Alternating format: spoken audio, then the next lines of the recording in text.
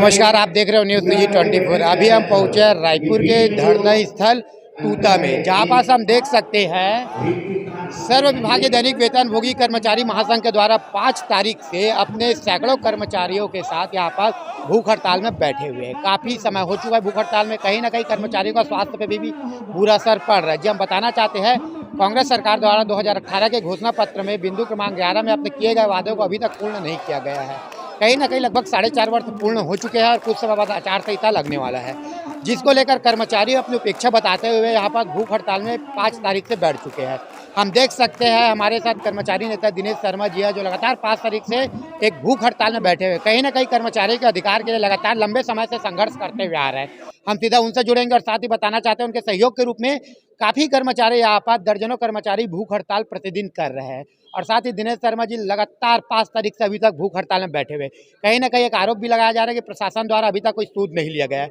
आइए हम देखते हैं और सीधा जुड़ते हैं दिनेश शर्मा जी से, क्या कहना है उनका, अपने किन किन मांगों को लेकर 5 तारीख से भूख हड़ताल और अनशन पे बैठे हुए हैं। आइए हम सीधे जुड़ते हैं दिनेश शर्मा जी से।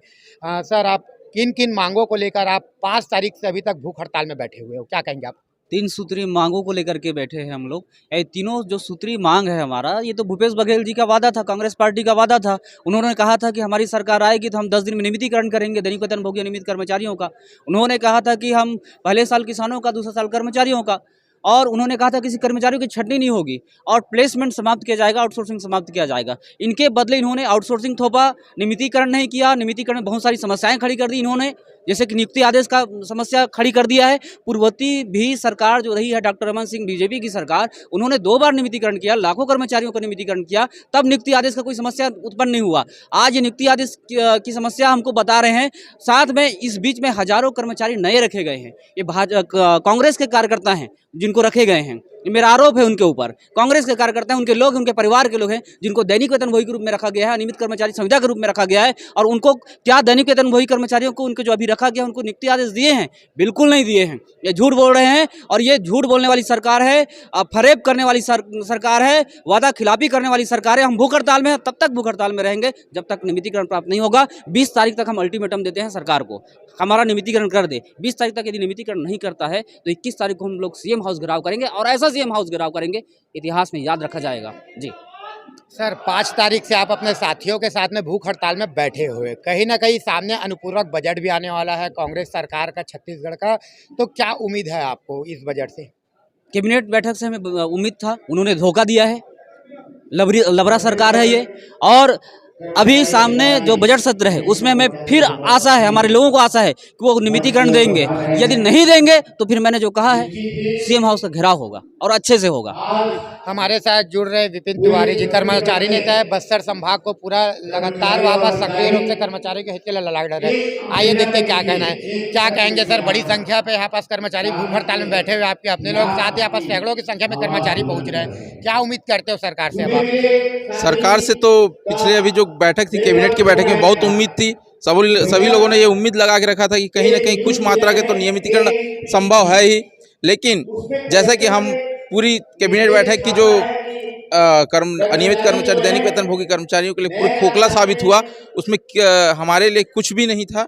हम सरकार से यही उम्मीद करते हैं कि आने वाले जो पूरक विधानसभा सत्र के पूरक बजट, अनुपूरक बजट में हमारी मांगों को स्पष्टता से रखा जाए। सभी नियमों को शिथिलीकरण करते हुए सांकेतर पद के माध्यम से सभी अनियमित कर्मचारी, दैनिक वेतन भोगी कर्मचारियों की भर्ती की जाए, यही हम उनसे उम्मीद करते हैं। हमारे साथ जुड़ रहे हैं कर्मचारी नेता, क्या कहना उनका, हम सीधे जुड़ते हैं। सर, लगातार 5 तारीख से आपस भूख हड़ताल में आप लोग सैकड़ों की संख्या पे आपस बैठे हुए हों, कहीं ना कहीं ये सरकार से अभी तक कोई प्रशासनिक अधिकारी या उसका टीम अभी तक आप लोग सूद लेने के लिए क्या यहाँ पास पहुँचे हुए हैं? जी नहीं, बिल्कुल नहीं। अभी तक कोई भी प्रशासनिक अधिकारी हमसे बात नहीं की है और ऊपर से प्रशासनिक अधिकारियों के द्वारा और दबाव बनाया जा रहा है। हमारे बीजापुर के 15 साथियों के नाम से अल्टीमेटम निकाल दिए हैं, बाकायदा लिखित में लेटर निकाले हैं कि यदि आप हड़ताल से वापस नहीं आते हैं तो आपको कार्य से पृथक कर दिया जाएगा। मैं भूपेश सरकार को बता दूं, अगर इस तरह से आपको कार्रवाई करवाना था तो आपको घोषणा नहीं करना था, और यदि आप घोषणा किए हैं तो आपको घोषणा को पूरा करना चाहिए,